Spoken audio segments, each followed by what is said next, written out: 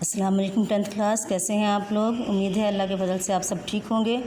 ہمارا باب نمبر 7 پاکستان کے خارجہ تعلقات چل رہا ہے اور آج کا ہمارا ٹاپک ہے پاک روس تعلقات۔ یہ یورپی ممالک کے ساتھ جو تعلقات ہیں اس میں سے آتا ہے کہ پاک روس کے ساتھ جو تعلقات ہیں مئی 1948 میں دونوں ممالک میں سفارتی تعلقات قائم ہوئے اور اگلے برس روس میں پاکستان کا سفیر مقرر کیا گیا۔ سفیروں کے تقرر سے پہلے ہی روسی وزیر اعظم مارشل جوزف اسٹالن کی طرف سے جون 1949 میں پاکستان کے وزیر اعظم مسٹر لیاقت علی کو دورے کی دعوت دی جا چکی تھی۔ اس دورے کے لیے اگست کا مہینہ تجویز کیا گیا، تاہم اس دورے کو نظر انداز کر کے امریکہ کے دورے پر چلے گئے۔ اس سال جولائی میں روس سے ایک تجارتی وفد پاکستان آیا اور اس وفد کا دورہ بھی تقریباً ناکام ہی رہا کیونکہ دونوں ممالک کے درمیان کوئی سمجھوتہ طے نہ پا سکا۔ روسی دعوت کے بعد امریکی صدر ٹرومین نے بھی پاکستانی وزیر اعظم کو دورے کی دعوت دی، جسے فوراً قبول کر لیا گیا۔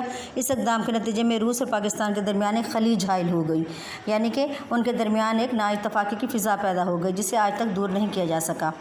لیاقت علی خان نے 1950 میں امریکہ کا دورہ کیا۔ روس نے پاکستان کو جانبدار ملک قرار دے دیا، یعنی کہ وہ ایک طرف کا یا امریکہ کے حمایتی ملک قرار دے دیا، امریکہ کی سائڈ کا۔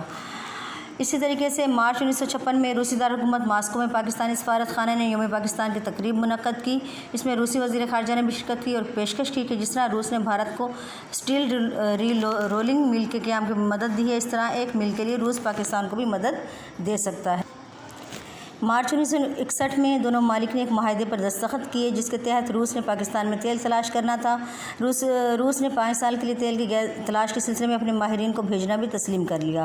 اس معاہدے کے نتیجے میں سابقہ تلخی کم کرنے میں کافی مدد ملی، یعنی کہ جو سابقہ ناخوشگواری پیدا ہوئی تھی اس میں کچھ کمی آئی۔ 2 برس بعد دونوں ممالک کے درمیان فضائی سروس کا بھی اجرا ہو گیا، فضائی سروس شروع ہو گئی۔ 1964 میں فنی اور سائنسی تعاون کا ایک سمجھوتہ طے پایا اور یوں دونوں ممالک کے درمیان تعلقات کسی حد تک بہتر ہونے لگے۔ 1965 میں صدر پاکستان فیلڈ مارشل محمد ایوب خان نے روس کا دورہ کیا۔ دونوں ممالک کے درمیان 3 معاہدوں پر دستخط کیے گئے جن کے تحت سابقہ تجارت کی مالیت بڑھا کر دگنی کر دی گئی۔ روس نے قرضے کے طور پر 15 سے 25 کروڑ روپے دینے کا اعلان کیا اور ثقافتی معاہدے کے تحت مختلف فنی ماہرین، طلباء، ادیبوں اور فنکاروں کے ساتھ ساتھ ریڈیو اور ٹی وی کے پروگراموں کے تبادلے پر بھی اتفاق کیا گیا۔ روس نے پاکستان کے تیسرے 5 سالہ منصوبے کے لیے امداد دینے کا اعلان کیا۔ 1965 کی پاک بھارت جنگ کے بعد جنوری 1966 میں روس نے تاشقند کے مقام پر بھارت اور پاکستان کے درمیان معاہدہ کروا کے جنگی قیدیوں کی واپسی اور علاقوں پر قبضے کا مسئلہ حل کروایا۔ مشرقی پاکستان کے بنگلہ دیش بننے کے بعد ایک نئے دور کا آغاز ہوا۔ 1971 میں ذوالفقار علی بھٹو نے اقتدار سنبھالا تو انہوں نے دیکھا کہ امریکہ نے سینیٹو اور سیٹو کے معاہدات کے باوجود پاکستان کی کوئی مدد نہیں کی، تو انہوں نے اس معاہدات کو چھوڑنے کا اعلان کر دیا۔ 1973 میں دونوں ممالک کے درمیان ایک معاہدے کی روح سے روس نے تھرمل بجلی گھر کے لیے جنریٹر اور ضروری ساز و سامان دیا۔